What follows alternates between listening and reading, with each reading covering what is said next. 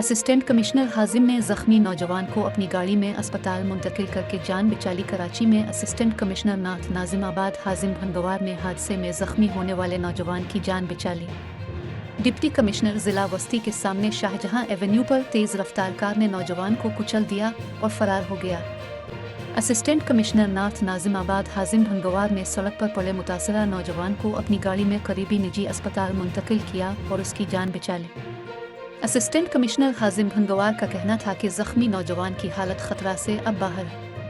Traffic حادثے میں زخمی کی اسپتال منتقلی کی ایسی نارتھ ناظم آباد کی تصاویر اور ویڈیوز سوشل میڈیا پر وائرل ہو گئیں اور صارفین کی جانب سے ان کے اس اقدام کو سراہا جا رہا ہے۔